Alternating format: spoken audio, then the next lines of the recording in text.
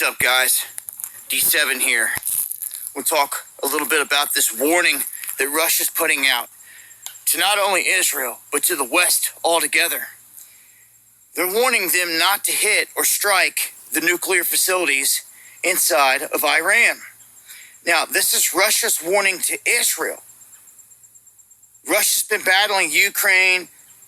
Israel's had a situation that's going on, but then Israel jumped up and hit Russian targets inside of a Syrian port.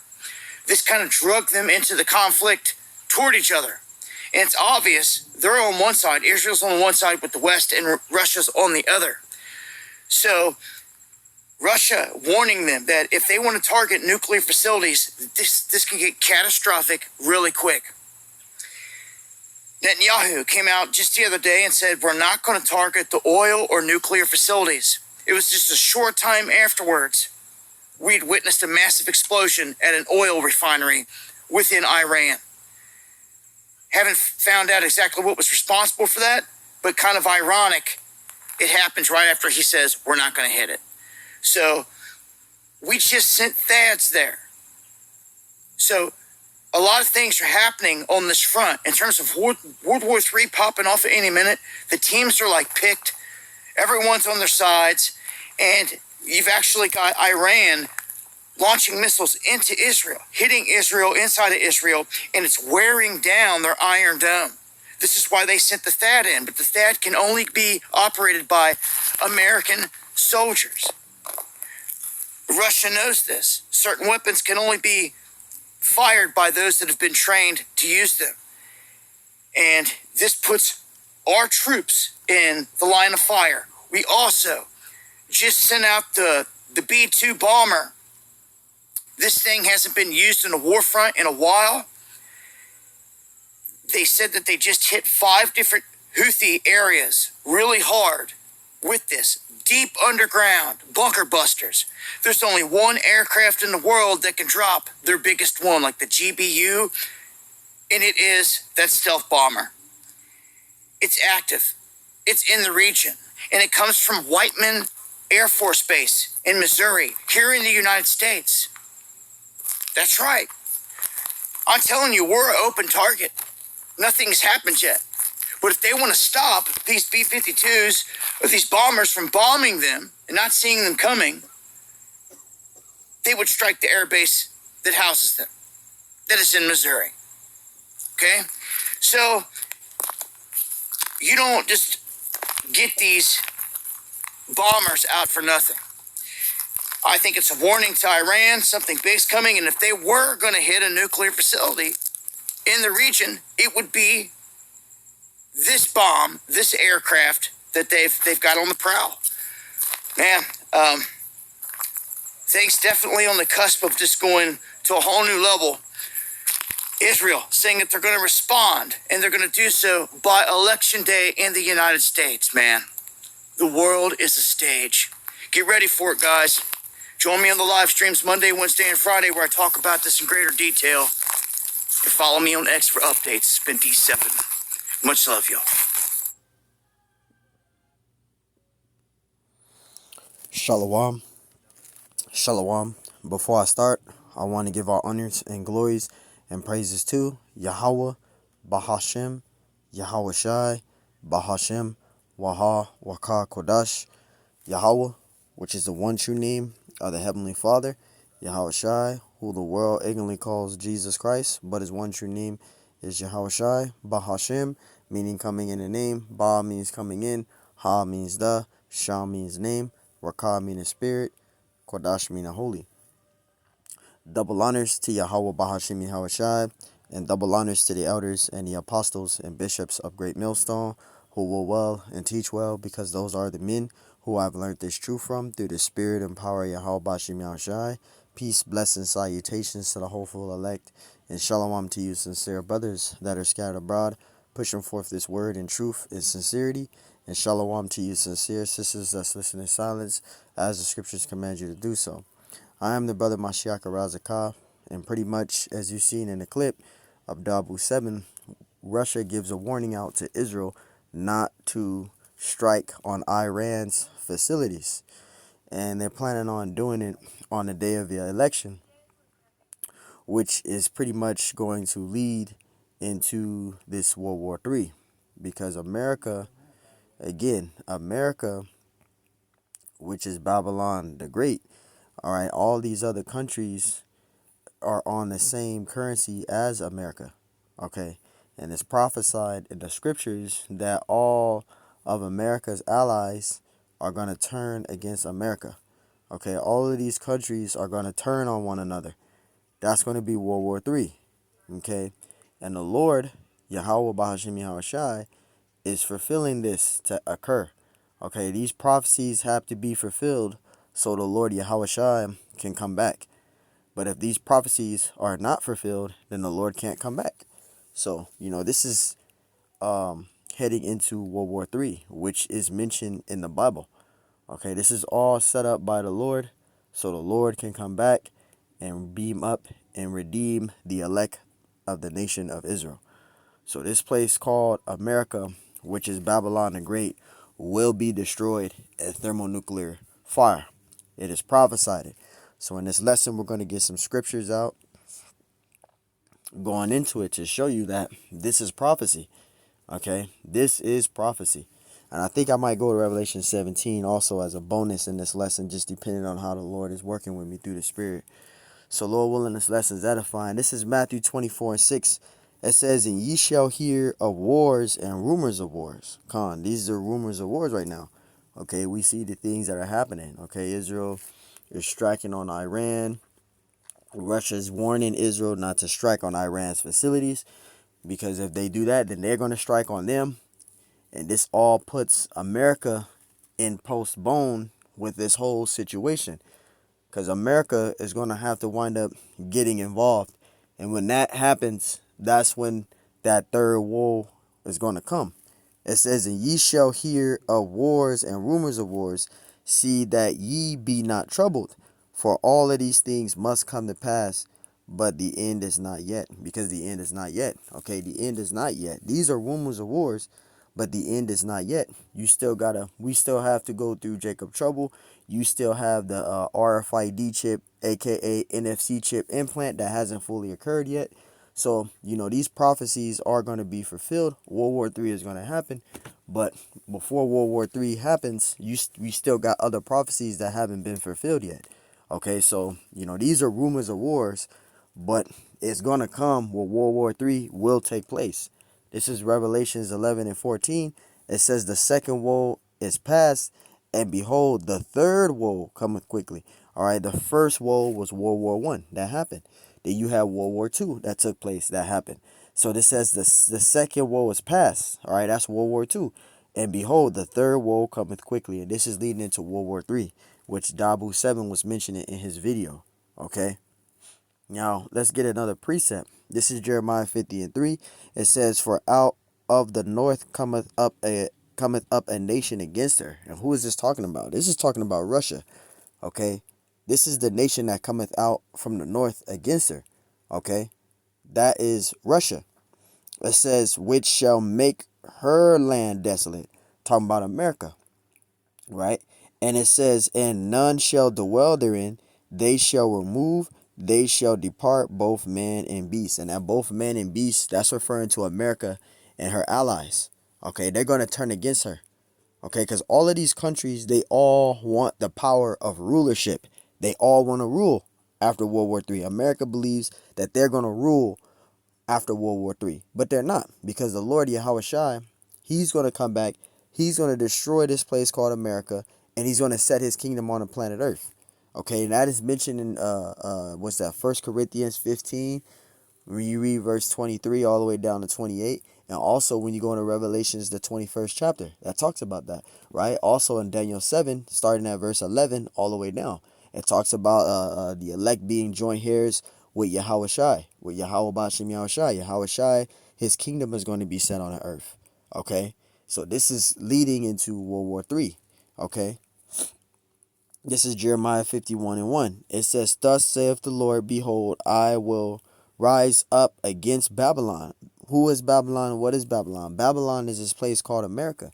Okay. It says, and against them that dwell in the midst of them, right? It says, against them that dwell in the midst of them that rise up against me, a destroying wind, okay, which is talking about a nuclear missile, right? Verse 2, it says, and will send unto Babylon fanners that shall fan her and empty her land. How shall her land be empty? With thermonuclear missiles, right? And it says, for in the day of trouble they shall be against her round about, right? These four countries, right? Because America is going to, again, the allies are going to turn against America. They're all going to go to war with each other. They're going to bomb each other, right?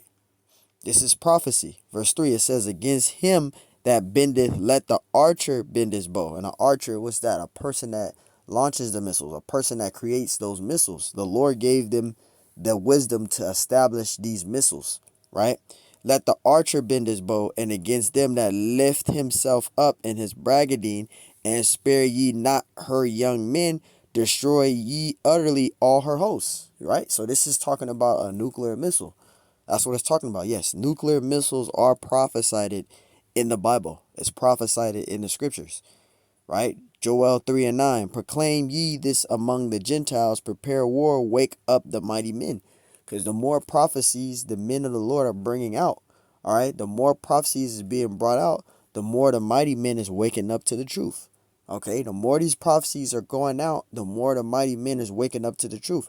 It says, let all men of war draw near, let them come up. Verse 10, beat your plowshares into hooks, and it says, and your pruning hooks into spears. It says, let me read it again, verse 10. It says, beat your plowshares into swords, Salakia, and your pruning hooks into spears. It says, let the wicked say I am strong. Right. Let the weak say I am strong. Salakia. See, it says, let the weak say I am strong. So they know, these other countries know how weak America has become. That's why they broke in their treaties with them, etc. You had the Ronald Reagan Treaty, which that got broken way back in 2018. You had the Ronald Reagan Treaty. They been got rid of that.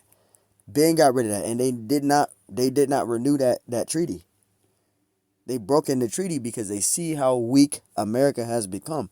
You can see, right? Verse 11, it says, assemble yourselves and come. It says, and come all ye heathen, and gather yourselves together round about. It says, thither, cause thy mighty ones to come down, O Lord. Verse 12, let the heathen be weakened, and come up to the valley of Jehoshaphat, right? For there will I sit to judge all the heathen round about. And that land of Jehoshaphat, that's going to be, the Lord is going to rid his derision. The Lord is going to stretch out his derision from the Middle East. And it mentions about the Middle East when you go to the video, right? And we're going to show you, because I was reading that. It was talking about the Middle East, right? And let me see. Let me get it. I was reading it in the video on his right here. It says, still no timeline has been given, only that the attack is expected to be carried out before November 5th, election day in America. American officials expect Israel to retaliate against the mouths Iranian attack before November 5th, source tells CNN. It says a timeline that would thrust the growing volatility in the Middle East squarely, right, into public views within days of the U.S. presidential election. CNN has written, Russia and China are among the long global voices urging against any new attack or installation from Israel. So there you go. It says it right there. A timeline that thrush the growing volatility in the Middle East. So there you go.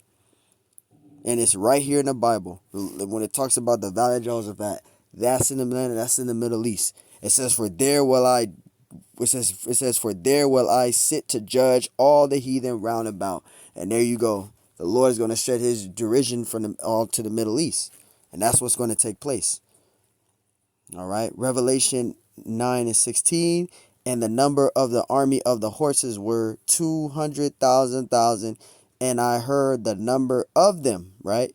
Verse 17. It says, and thus I saw the horses in the vision.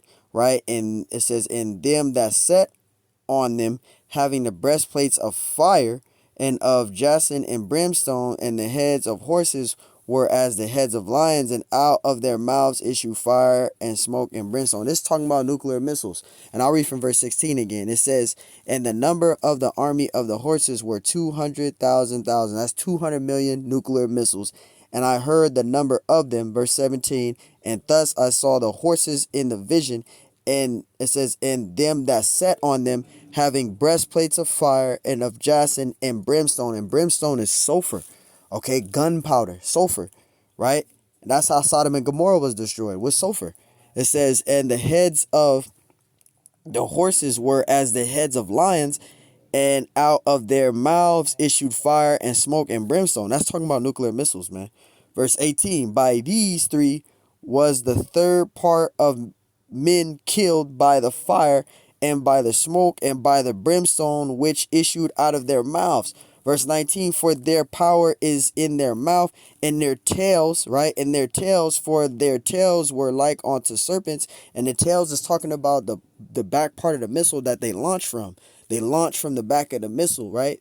When we look at the back of the missile, it shoots up, right? That's the tail of the missile that's talking about. It says, for their tails were like unto serpents and had heads, and with them they do hurt. So there you go, man. Nuclear missiles are in the Bible. It is prophesied it that Babylon the Great, which is America, is going to be destroyed in thermonuclear destruction, and World War III is going to take place. There will be World War III.